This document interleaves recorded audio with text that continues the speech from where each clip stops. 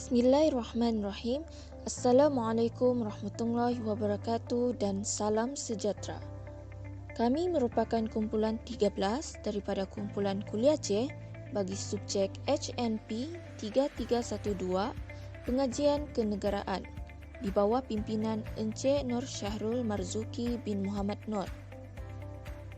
Baiklah, ulasan ini merupakan ulasan daripada video yang bertajuk Kehebatan Sistem Beraja dan Agong di Malaysia oleh APHD Channel. Ahli kumpulan kami terdiri daripada 6 orang iaitu Dayang Siti Nur Aisyah binti Datuk Abdul Amir Syahdan, Nur Ain binti Jamri, Siti Nurjannah binti Kasmiran, Rozita binti Rosli, Habibah Soleha binti Mat Hussain dan Nur Afiqah binti Abdul Rahman. Secara keseluruhannya, video ini merupakan video yang sangat menarik dan memberi kesedaran kepada rakyat Malaysia khususnya tentang peranan sistem beraja dan YDPA yang dijalankan di Malaysia. Malaysia merupakan sebuah negara yang mengamalkan sistem raja berperlembagaan. Maksud sistem raja berperlembagaan ialah kerajaan yang ditubuhkan di bawah sistem berperlembagaan yang mengiktiraf raja sebagai ketua negara dan perlembagaan sebagai undang-undang tertinggi negara. Sekitar 43 buah negara di dunia yang masih mempunyai raja sebagai ketua negara sama ada menerusi amalan monarki mutlak ataupun berperlembagaan. Malaysia bersama beberapa negara seperti Thailand, Brunei, Jepun dan Emirat Arab Bersatu mengharungi pelbagai arus dan gelombang tamadun serta peradaban manusia. Institusi raja di Malaysia adalah satu unsur tradisional yang wujud melalui pemerintahan beraja sejak awal kurun ke-11. Raja mempunyai kuasa mutlak dan berdaulat atas negeri dan jajahan takluknya. Konsep raja berperlembagaan diperkenalkan melalui Perlembagaan Persekutuan Tanah Melayu 1948. Sebelum merdeka, rakyat setiap negeri Melayu adalah rakyat sultan atau dengan kata lain, kerakyatan adalah berpandukan raja atau sultan, manakala orang dari sesebuah negeri pula dipanggil orang dagang, meskipun berbangsa Melayu untuk membezakan status dan kaitannya dengan kerajaan ketika itu. Ulasan ringkas video. Krisis perebutan kuasa politik yang serius hingga menyebabkan negara berdepan dengan banyak masalah seperti ekonomi negara semakin terjejas. Selain itu, kekusutan politik juga merencatkan kelancaran pentadbiran negara dan secara tidak langsung akan memberi kesan kepada kemakmuran negara dan juga rakyat. Oleh itu, perlembagaan dan institusi raja akan menenangkan pergolakan yang sedang berlaku. Antara tujuan perlembagaan adalah yang pertama, menjamin keamanan dan kestabilan negara. Yang kedua, untuk mewujudkan satu bentuk pemerintahan yang adil. Yang ketiga, untuk mengelakkan penyalahgunaan kuasa oleh pemerintah. Yang keempat, mengawal pergerakan kerajaan dan rakyat. Yang kelima, sebagai alat untuk menyelesaikan masalah. Dan yang terakhir, menjamin kehidupan negara bangsa. Walaupun secara zahirnya perlembagaan dan institusi raja ini nampak dihormati, namun ada segelintir menganggap sistem beraja ini adalah ketinggalan zaman, kuno dan tidak relevan. Akibat manipulasi dan kerakusan politik, institusi raja menjadi sasaran kebencian dan kemarahan dalam kalangan bukan Melayu dan ada juga sebilangan Melayu. Ketuanan Melayu dipuja sebagai punca masalah rakyat dan juga negara. Namun, Malaysia tetap utuh dengan perlembagaan. Sultan kekal dengan kepimpinan tersendiri yang menjaga agama serta mengatasi kelakuan dan kerakusan politik. Institusi Raja-Raja Melayu merupakan satu institusi semak imbang terakhir kepada kuasa kerajaan dan Perdana Menteri. Contohnya, jika berlaku huru-hara atau perang saudara, bukan perintah Perdana Menteri atau Menteri yang dituruti rakyat, sebaliknya titah yang di-Pertuan Agong akan menentukan gerak dan cara. Oleh itu, Raja menjadi pelindung dan penyelamat kepada kekhilafan, keganasan, kejahatan dan kerakusan politik. Institusi raja diterima sebagai simbol perpaduan. Menerusi Perlembagaan Persekutuan dalam Perkara 153, menjaga kedudukan orang-orang Melayu tanpa mengabaikan kedudukan dan kepentingan bangsa lain. Ini bermaksud, raja bukan sekadar raja kepada sesuatu bangsa atau golongan tertentu sahaja. Raja adalah payung kedaulatan negara untuk memberi naungan saksama kepada setiap warga tanpa mengira kaum, agama dan politik. Raja yang bersemayam di puncak struktur pemerintahan merupakan lambang kuasa dan simbol perpaduan. Sehingga ke hari ini, Malaysia masih mengamalkan sistem pemerintah demokrasi berparlimen dan raja berperlembagaan. Semua rakyat tidak kira bangsa dan agama, hidup aman dan menikmati kekayaan seluas-luasnya di atas bumi bertuah ini. Apakah isu utama yang dibangkitkan dalam video tersebut? Isu utama yang dibangkitkan dalam video ini adalah tentang isu perebutan kuasa dan politik yang serius sehingga menjatuhkan kerajaan pusat dan kerajaan negeri. Namun, disebabkan oleh perlembagaan dan institusi raja yang wujud di Malaysia, mereka telah memainkan peranan dalam menenangkan pergolakan dan perbalahan yang timbul dalam kalangan ahli politik demi kemaslahatan rakyat dan juga negara.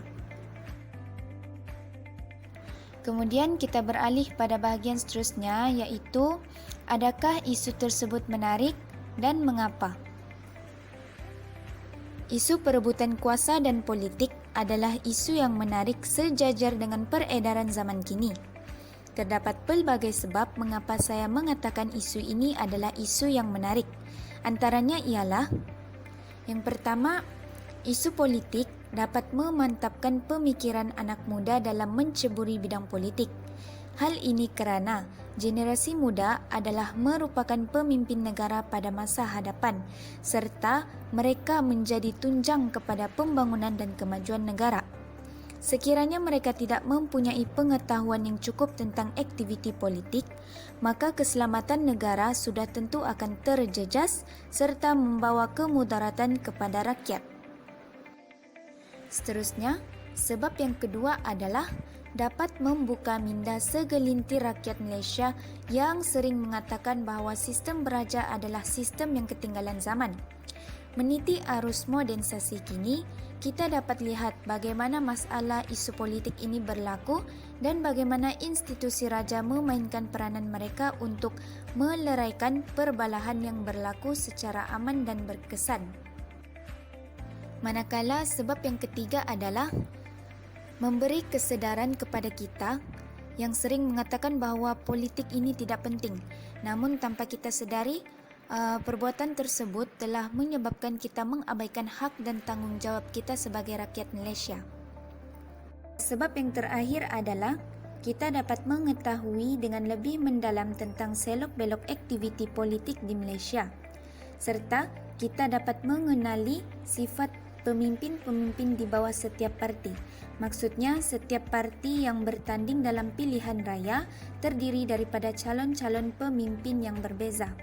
Justru itu, jika kita mempunyai ilmu tentang politik, kita boleh membuat pilihan yang terbaik semasa pilihan raya berlangsung. Seterusnya, adakah video tersebut dapat mengubah atau memberi kesan terhadap cara anda berfikir tentang perkara yang dibangkitkan? Pada pendapat saya, ya, hal ini kerana boleh berlaku perselisihan dan perpecahan dalam masyarakat.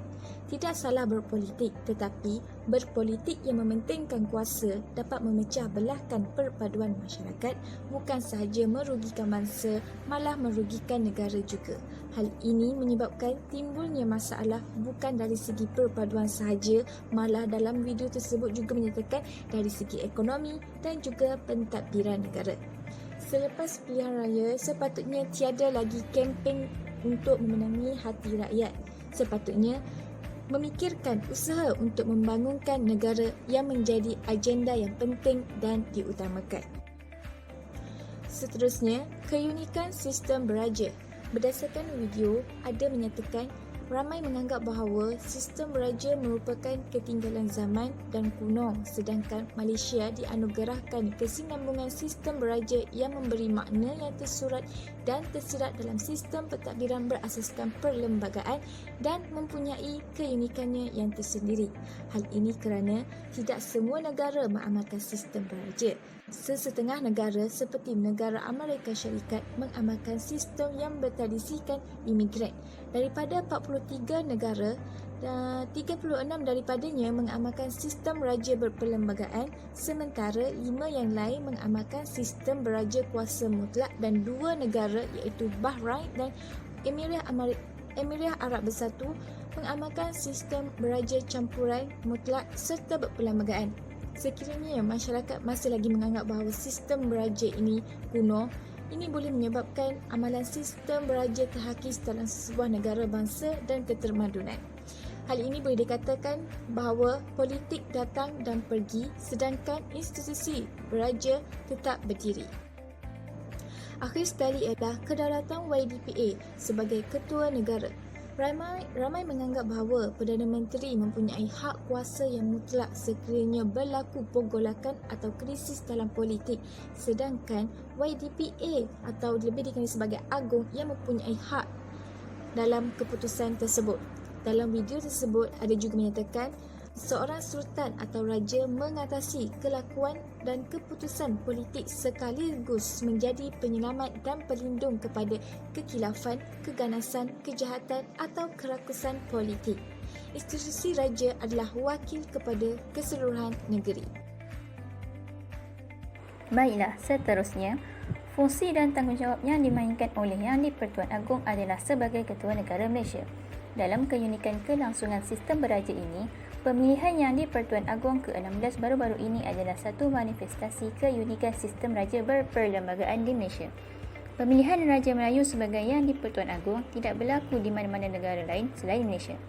Oleh itu, apa yang ingin saya sampaikan di sini ialah mengenai ulasan video yang dibuat tentang penilaian dan perbincangan kekuatan dan kelemahan video tersebut. Marilah sama-sama kita kenal pasti perkara ini. Antara kekuatan yang boleh saya ulaskan mengenai video tersebut ialah yang pertama, sistem raja berperlembagaan masih diamalkan di Malaysia. Apa yang kita dapat lihat daripada dalam video ini, sistem raja berperlembagaan masih diamalkan di dalam Malaysia. Ini dapat menunjukkan bahawa negara kita mempunyai keunikan yang tersendiri berbanding negara yang lain.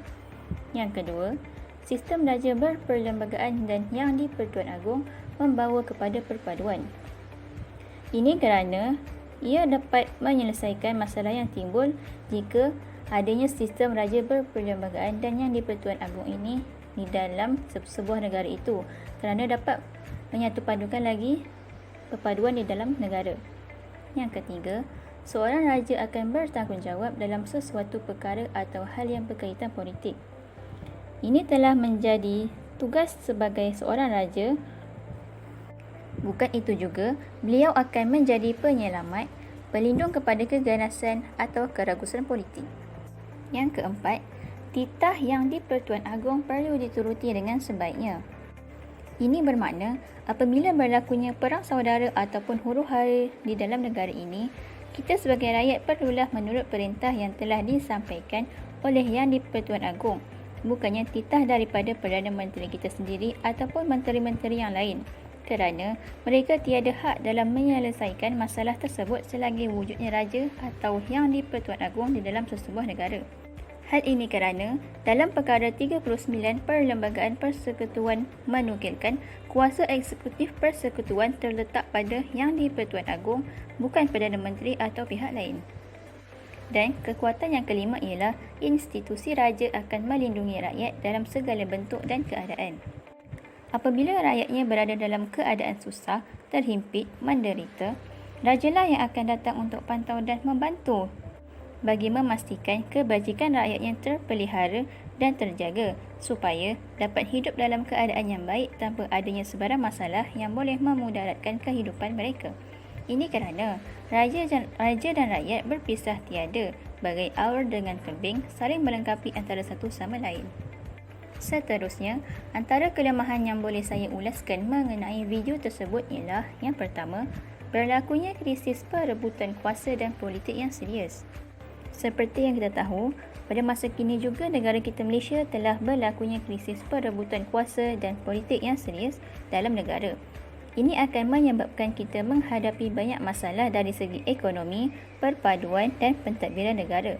Oleh itu, negara akan menjadi mundur dan kacau bilau jika dibiarkan sahaja tanpa sebarang jalan penyelesaian. Kelemahan yang kedua ialah segelintir manusia menganggap sistem beraja ketinggalan zaman, kuno dan tidak relevan. Perkara ini telah menyebabkan ketamadunan dan amalan sistem beraja itu menjadi terhakis. Ini kerana terdapat manusia yang cetek pengetahuannya tentang sistem beraja ini. Sepatutnya, mereka itulah yang telah ketinggalan zaman. Yang ketiga, institusi raja menjadi asbab kemarahan dan kebencian dalam kalangan Melayu dan bukan Melayu. Hal ini kerana ada antara rakyat Malaysia itu sendiri yang beranggapan bahawa mereka telah melampaui kehidupan rakyatnya yang biasa-biasa sahaja. Hal ini berkaitan dengan perbelanjaan, kemewahan, melangkaui batas undang-undang dan sebagainya.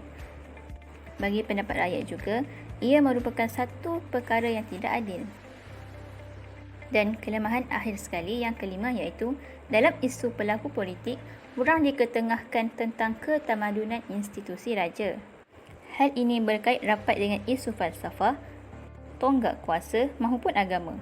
Apa yang kita dapat lihat di sini, sepatutnya institusi beraja ini dapat memberikan penghayatan dan penerimaan kepada rakyatnya. Malah, ia telah dikekang oleh sikap dan pendirian mereka itu sendiri. Secara kesimpulannya, video ini memainkan peranan yang sangat penting dalam memberi kesedaran kepada rakyat bahawa sebagai seorang rakyat Malaysia, kita seharusnya menjaga dan mempertabatkan sistem ini. Hal ini kerana melalui video tersebut, kita dapat lihat bahawa sistem beraja dan YDPA memainkan peranan yang sangat banyak, terutamanya dalam menjaga keharmonian politik dan perpaduan negara sehingga ke hari ini. Di samping itu, sistem ini dapat melindungi hak asasi rakyat serta mewujudkan kecekapan pemerintahan. Corak pemerintahan menjadi lebih sistematik dan dapat mengekalkan kedaulatan negara yang telah lama terbina ini. Oleh itu, ayuh bersama-sama kita memertabatkan dan membina perpaduan yang kukuh melalui sistem raja berperlembagaan ini. Itu sahaja daripada kumpulan kami. Sekian, terima kasih.